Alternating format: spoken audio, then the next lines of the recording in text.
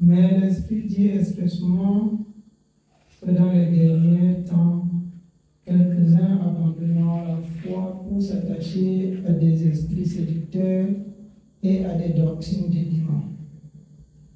Par l'hypocrisie du faux docteur portant la marque de la fétichitude dans leur propre conscience. Amen. Il dit, l'Esprit dit expressément que dans les derniers temps, quelques-uns abandonneront la foi pour s'attacher à des esprits séducteurs. Abandonner la foi ne veut pas dire qu'on ne parle plus de Jésus-Christ. Amen. Oui. On peut parler de Jésus-Christ jour et nuit, mais on a abandonné la foi. C'est pour ça que quand nous lisons dans le livre de 1 Timothée toujours, il dit qu'il viendra un temps où les hommes ne vont plus supporter la saine doctrine. Mais, voulant entendre des choses agréables à eux-mêmes, ils vont se donner une foule de docteurs selon leur propre désir. Dans Acte 20, le Seigneur nous fait comprendre toujours.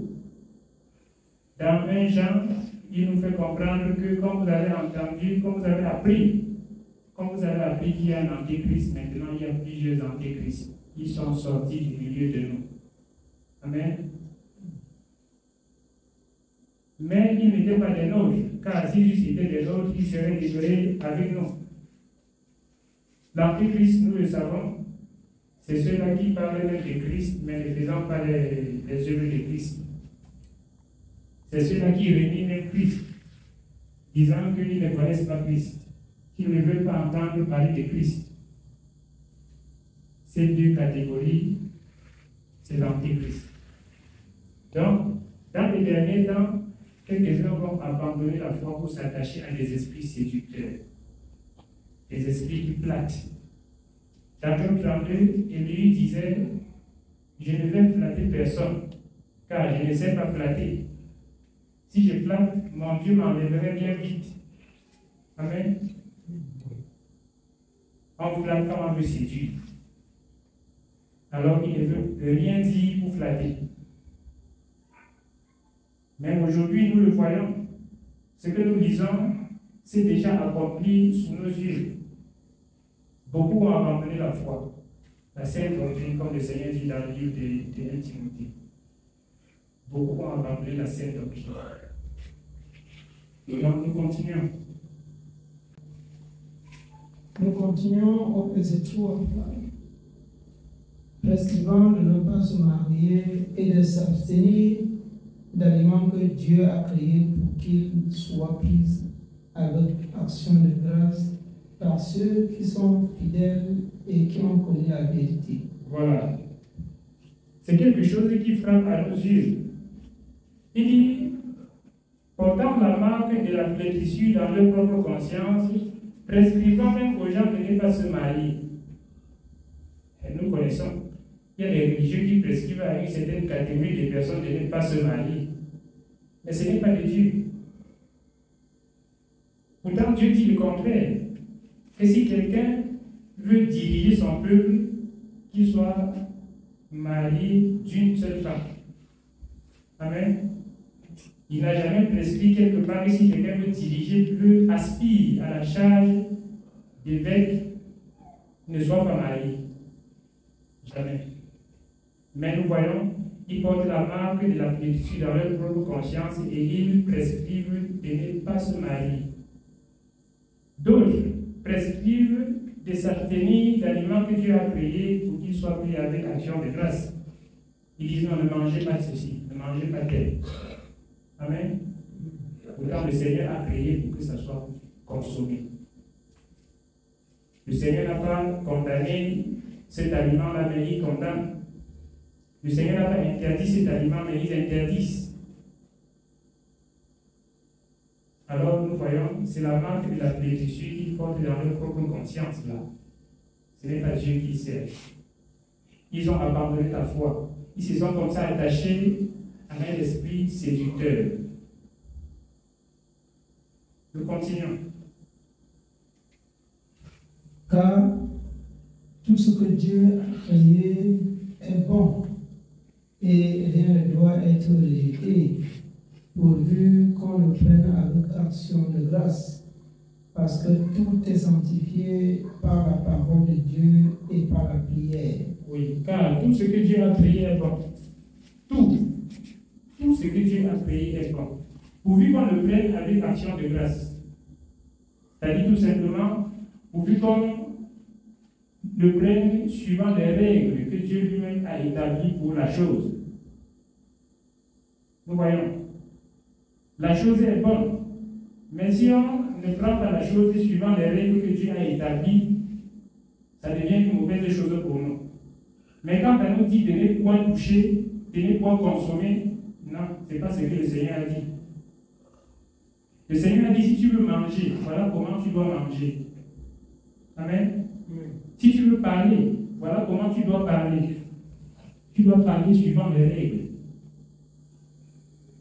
Mais on va prescrire aux enfants de Dieu, non, il ne faut pas manger le porc. Il ne faut pas manger, il faut marcher pieds nus quand tu entres dans la maison de Dieu.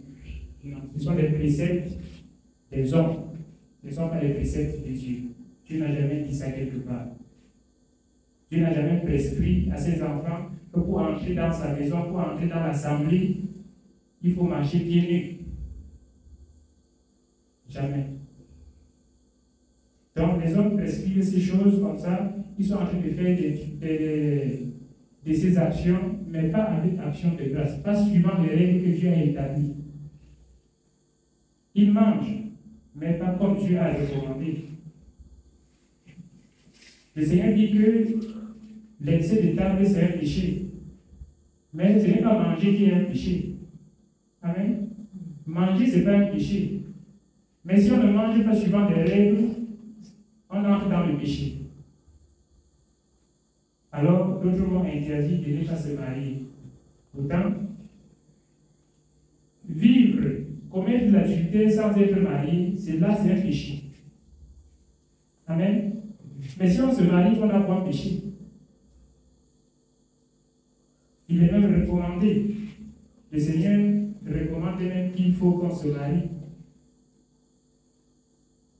Mais que si quelqu'un trouve bon de ne pas marier sa fille, il ne fait pas mal.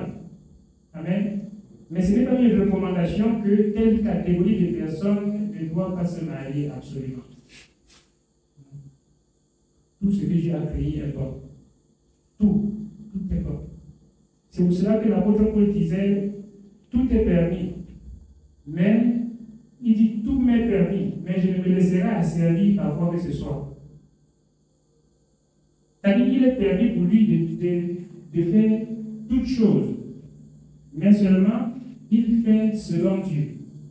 Il ne fait pas selon l'homme. Voilà pourquoi le Seigneur dit qu'il faut faire chaque chose avec l'action de grâce. Il faut faire chaque chose tenant compte des critères que le Seigneur a donnés qu'il faut respecter concernant la chose. Nous allons continuer. En exposant ces choses aux frères, tu seras un bon ministre de Jésus-Christ, nourri des paroles, la foi et de la bonne doctrine que tu as exactement suivie. Voilà. En exposant ces choses aux frères, tu seras un bon ministre du Seigneur, nourri des paroles de la foi et de la bonne doctrine que tu as exactement suivie. En exposant comme ça, sans rien ajouter, sans rien de franchi. C'est pour ça que pour nous, les hommes, un homme, le Seigneur voudrait que chaque homme puisse lire, de telle sorte qu'il écoute la parole de Dieu n'importe où il discerne. Parce que je suis certain que quand l'homme lit la parole de Dieu, l'homme médite avec l'intention de comprendre. Le Seigneur ouvre l'esprit pour que tu comprennes. Il ouvre l'esprit, même si tu n'es pas baptisé. Dieu ne juge pas, il juge au cœur, il ne regarde pas l'apparence. Amen. Il regarde ce que ton cœur désire. Ce que ton cœur désire ardemment, il accomplit ça pour toi. Et c'est pour ça dans 2 Thessaloniciens, le Seigneur dit que puisque certains n'ont pas reçu l'amour de la vérité pour être sauvés, il leur donne aussi un esprit d'égarement. Parce que dans leur cœur, ils cherchent des choses qui doivent les égarer.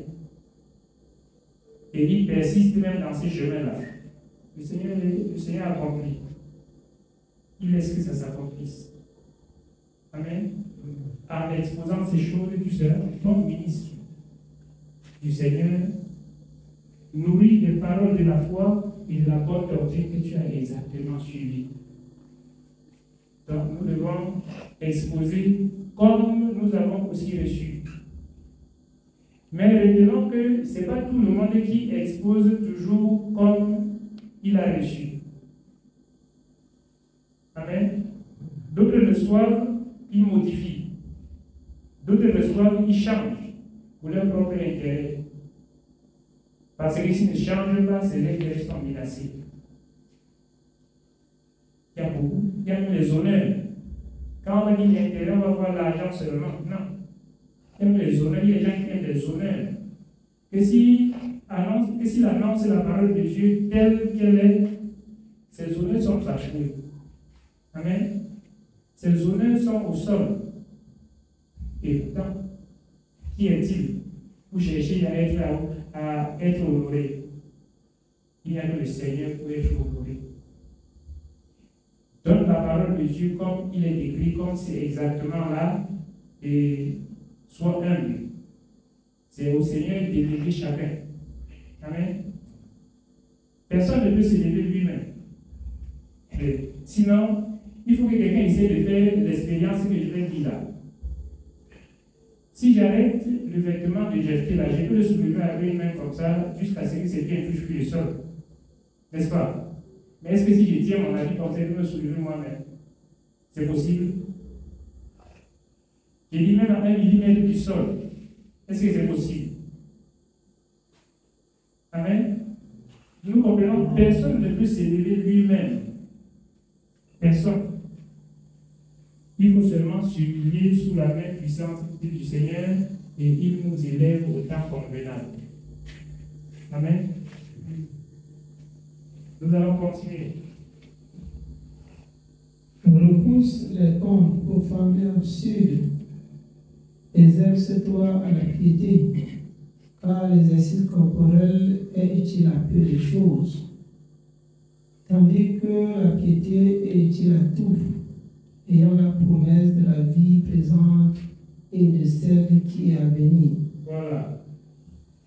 Le Seigneur, l'apôtre a exhorté Timothée ici en disant de repousser les contes profanes et absurdes. Et nous voyons, quand nous disons souvent que cette parole que nous lisons, ce n'est pas une histoire racontée, mais c'est une vie.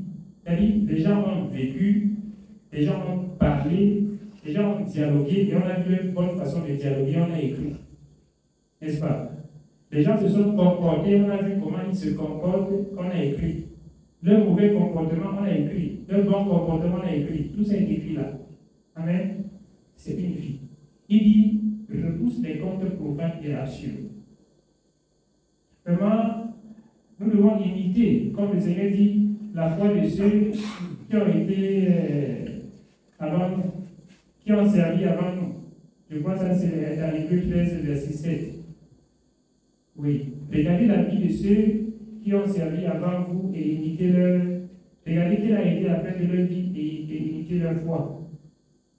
Amen. Regardons comment Timothée a reçu ses conseils, il a vécu. Et est-ce qu'il a été reproché quelque part? Non. Recevons les mêmes conseils et vivons aussi de cette façon. Apprenons tout de même à repousser les contes profanes et absurdes et à nous exercer à la piété. Parce qu'il nous dit plus bas que l'exercice corporel est utile à peu de choses. Faites peu de choses comme ça. Tandis que la piété est utile à tout. La piété est utile à tout. Ayant la promesse de la vie présente et de celle qui est à venir. Ça, c'est la piété. Hein? Mais l'exercice corporel n'a pas la promesse de la vie présente et de celle qui est à venir. L'exercice corporel a quelques soulagements de quelques heures. Et puis c'est tout. Amen. quelques soulagements de quelques minutes, parfois quelques heures, parfois quelques jours. Donc, nous voyons que c'est vraiment utile à peu de choses. Donc, pour nous, repoussons les contes profanes et absurdes. Occupons-nous des choses qui doivent nous faire avancer. Voyons pourquoi le Seigneur dit dans 1 Pierre que si quelqu'un parle, que ce soit comme annonçant les oracles de Dieu. Nous voyons que si quelqu'un parle, que ce soit comme annonçant les oracles de Dieu. Que si quelqu'un remplit un ministère, qu'il le remplisse selon la force que Dieu communique, afin qu'en toute chose, Dieu seul soit glorifié. Bon, si nous parlons et que nous ne sommes pas en train d'annoncer les oracles de Dieu, est-ce que Dieu sera glorifié? C'est-à-dire, on parle, on est dans le querelle. Dieu n'est pas glorifié. Ce sont des contes profanes et absurdes. Nous continuons.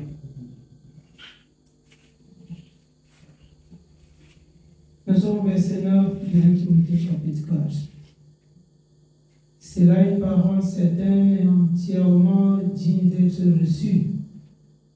Nous travaillons en effet et nous combattons parce que nous mettons notre espérance dans le Dieu vivant qui est le sauveur de tous les hommes, principalement les croyants.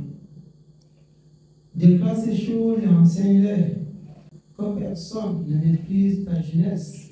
Amen. Le Seigneur est le sauveur de tout le monde, mais principalement des croyants.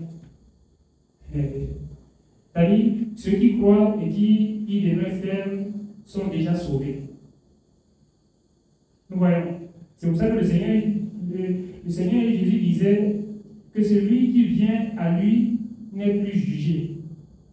Nous voyons qu'il est déjà sauvé. Nous ne pouvons pas amener quelqu'un qui est déjà jugé non coupable à la barre. N'est-ce pas? Donc, le trône blanc dont le Seigneur parle dans l'Apocalypse, les justes, comme il dit dans l'Apocalypse 14, verset 13, que heureux dès à présent les morts qui meurent dans le Seigneur. Ceux qui sont morts dans le Seigneur ne se présenteront pas devant ce trône blanc-là. Jamais. Parce qu'ils sont déjà jugés dignes d'entrer dans le royaume. Parce que leur nom est déjà écrit dans le livre de vie. Amen. Donc, toutefois, si nous nous efforçons à marcher de la sorte, nous allons éviter la même chose. Amen. Nous continuons. Déclare ces choses et enseigne-les, que personne ne méprise ta jeunesse, mais sois un modèle pour les fidèles en parole, en conduite, en charité, en foi, en pureté. Amen. Voilà. Il dit que personne ne méprise ta jeunesse. Ça ne s'arrête pas là. Mais il soit un modèle pour les fidèles.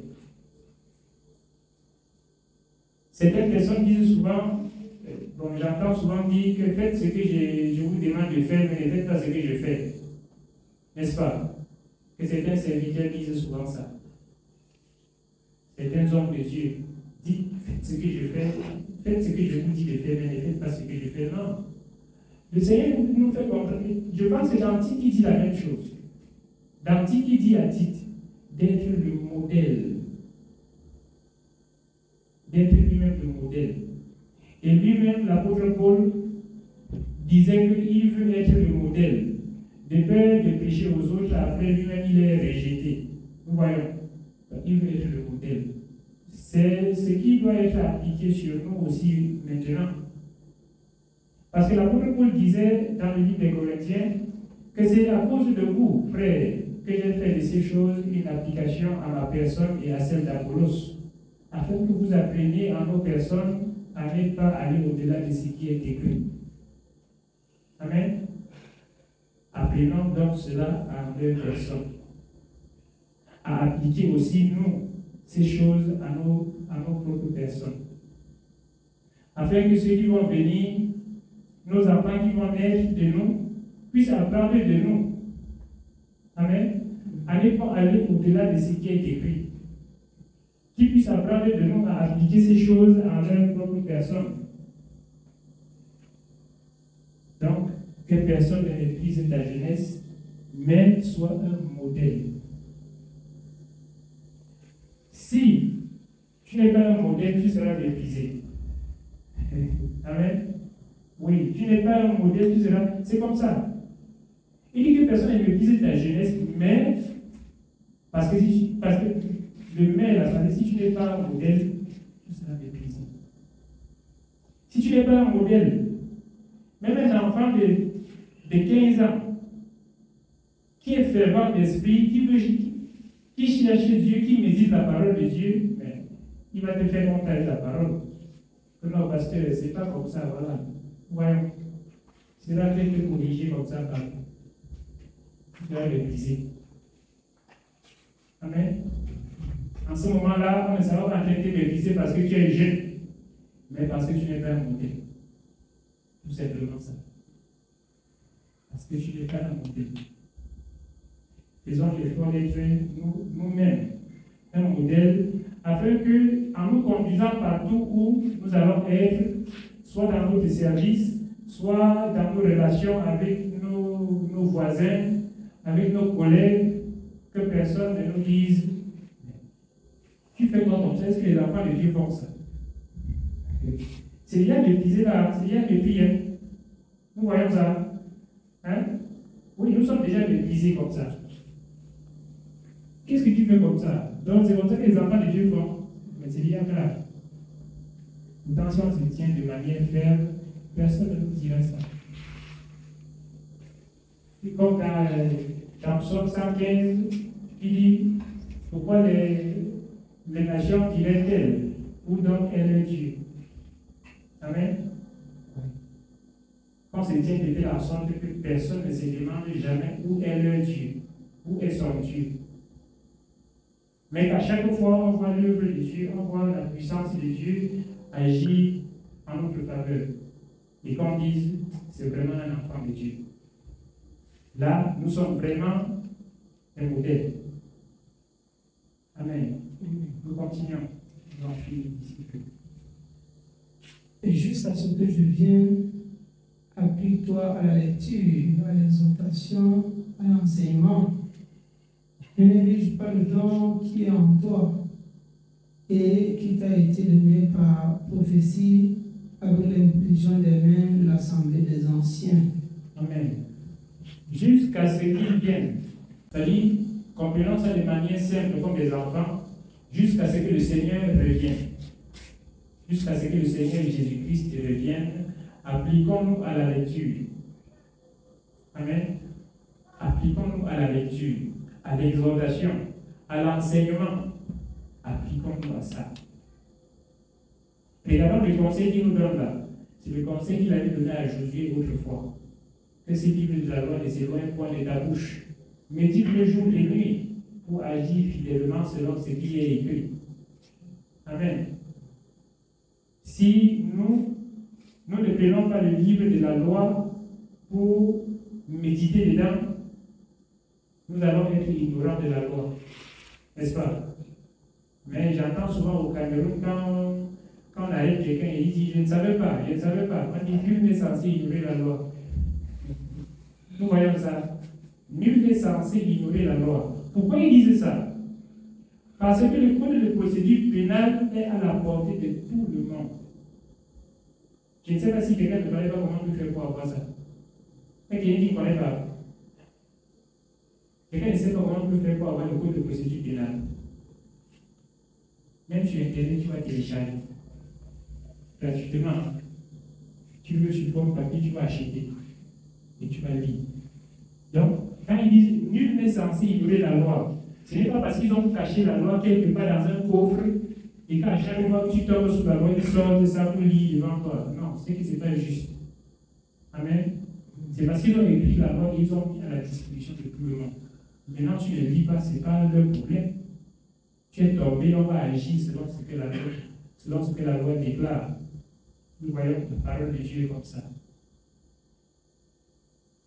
Appliquons-nous donc à la lecture jusqu'à ce que le Seigneur revienne.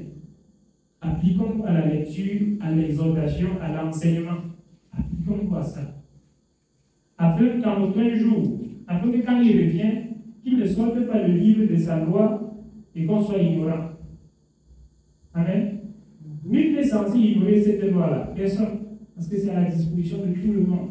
Dans Deutéronome 30, il nous fait comprendre ça. N'est-ce pas?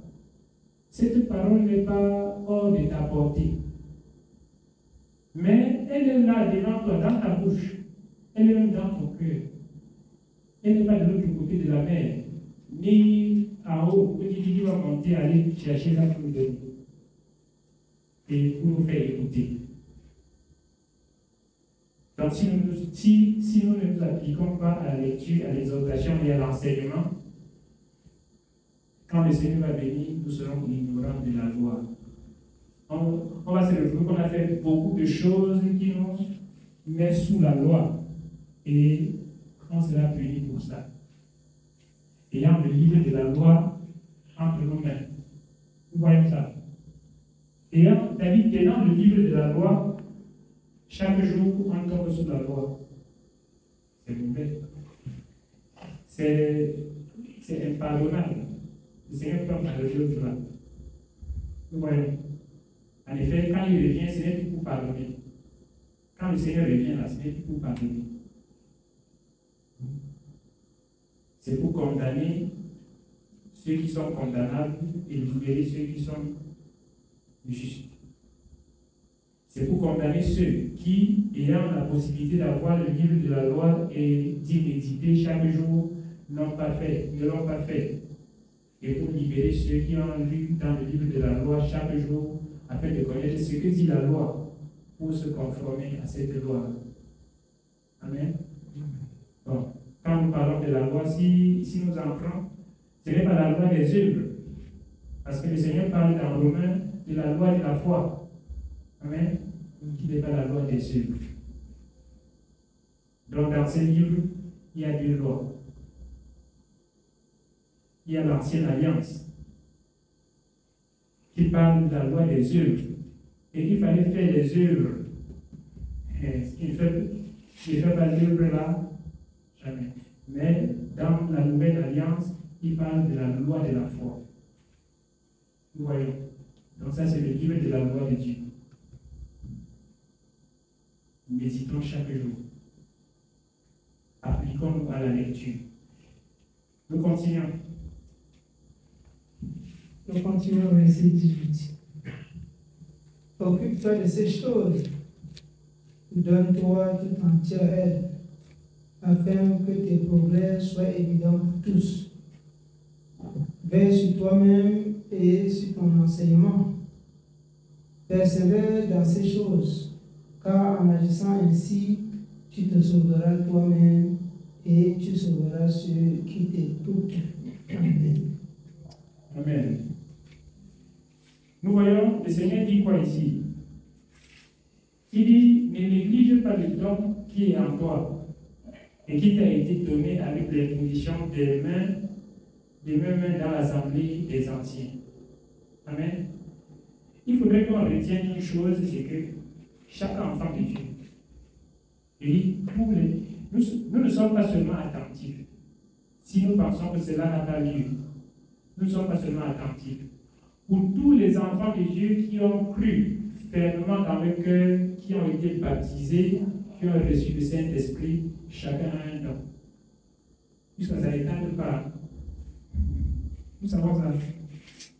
Je vous dis, c'est-à-dire chacun a un don à exercer dans la maison de Dieu. Puisque ça ne tarde pas pour venir. Ça ne tarde pas. Nous sommes seulement moins attentifs pour pouvoir comprendre que voici, je vais m'appliquer à telle chose, afin que le Seigneur puisse me montrer telle autre chose si il veut que je m'applique à ça. Amen. Mais tous les enfants de Dieu là, chacun a un don à exercer dans la maison de Dieu. Tous, sans exception. Tous.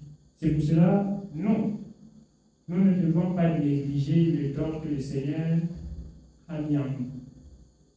Soyons attentifs au don que le Seigneur met en nous pour que nous puissions mettre ça au service des saints.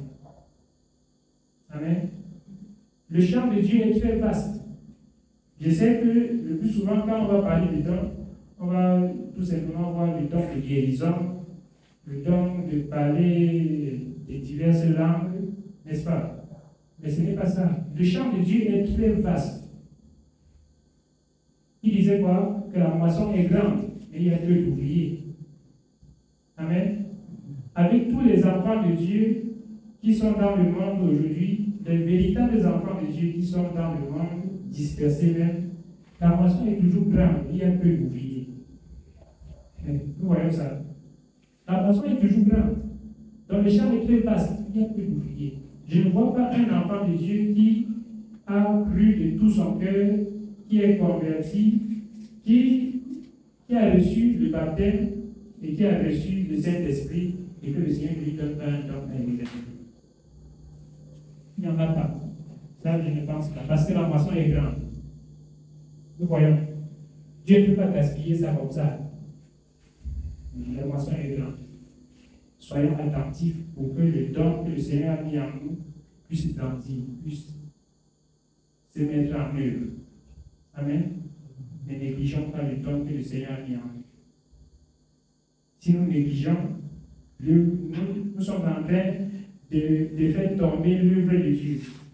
Écoutons un peu ce que le Seigneur dit dans le Proverbe.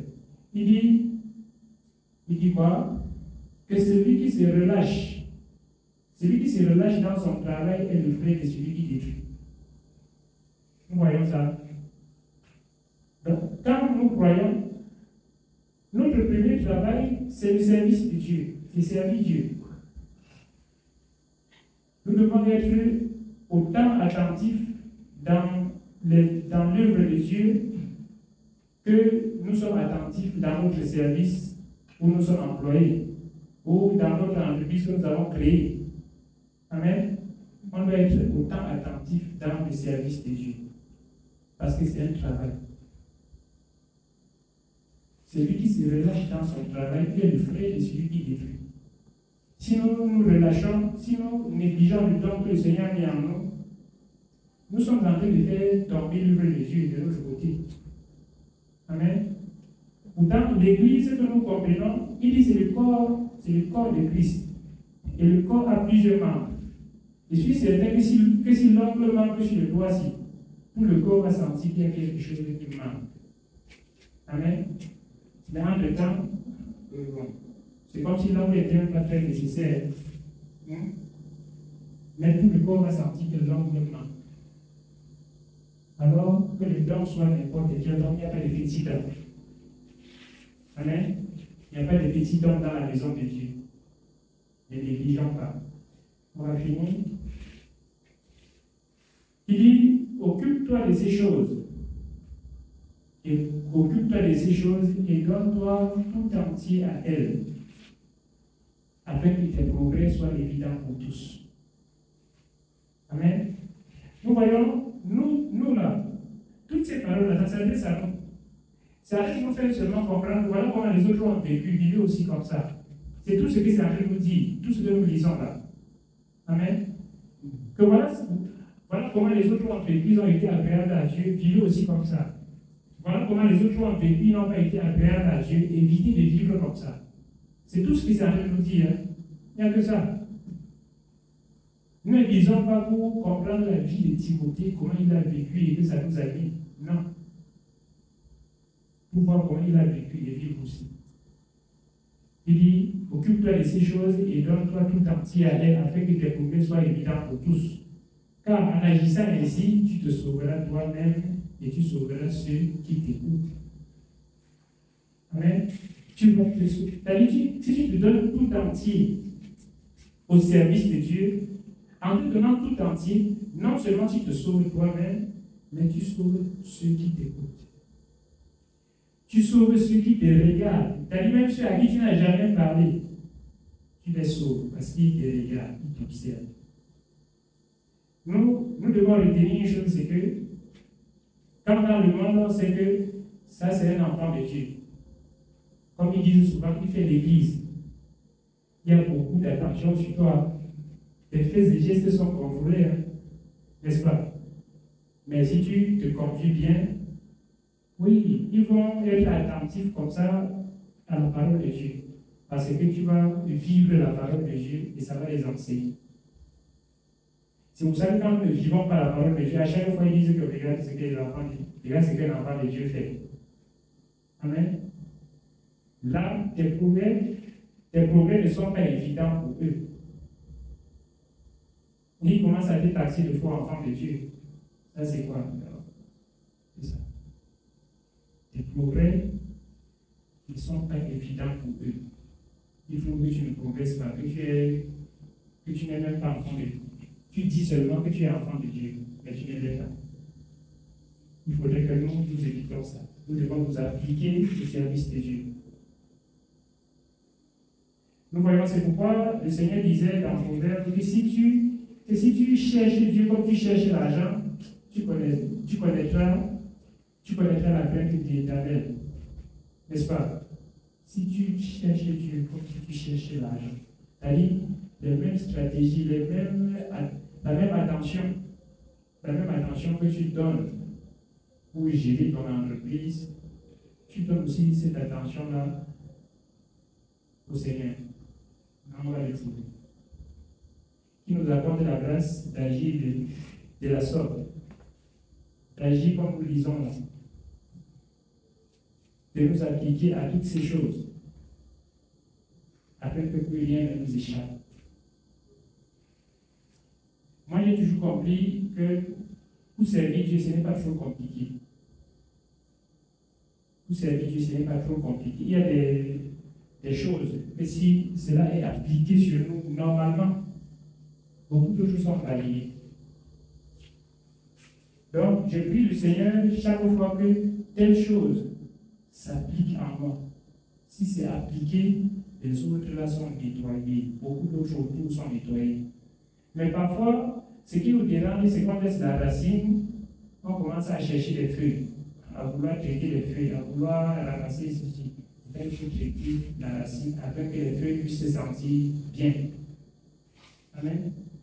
Afin que les feuilles se sentent bien. Que le Seigneur nous bénisse.